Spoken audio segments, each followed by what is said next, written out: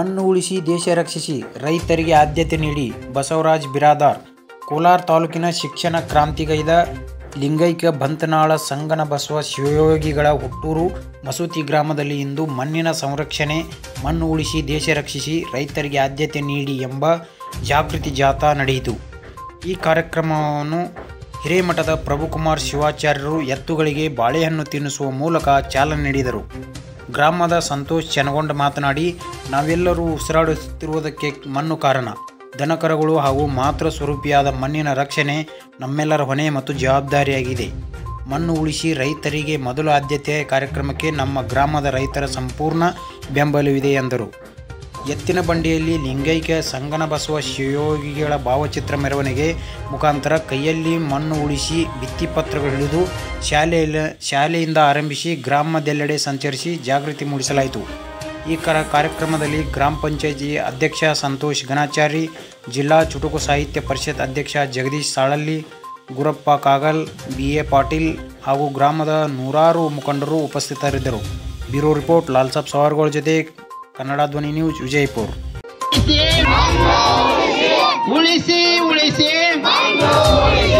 ಉಳಿಸಿ ಉಳಿಸಿ ಮಣ್ಣು ಉಳಿಸಿ ಮಣ್ಣು ಉಳಿಸಿ ಮಣ್ಣು ಉಳಿಸಿ ಅನ್ನದಾತನಿಗೆ ಅನ್ನದಾತನಿಗೆ ಅನ್ನದಾತನಿಗೆ ಅನ್ನದಾತನಿಗೆ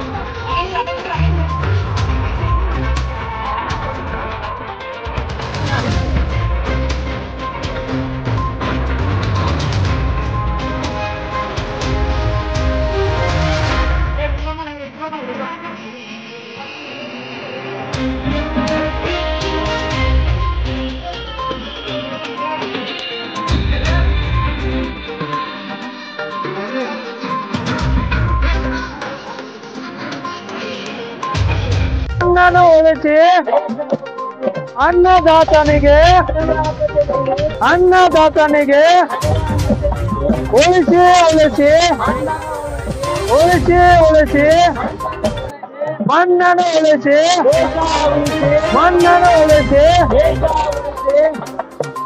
ಜೈ ಜವಾನ್ ಜೈ ಜವಾನ್ ಜೈ ಜವಾನ್ ಜೈ ಕಿಸಾನ್.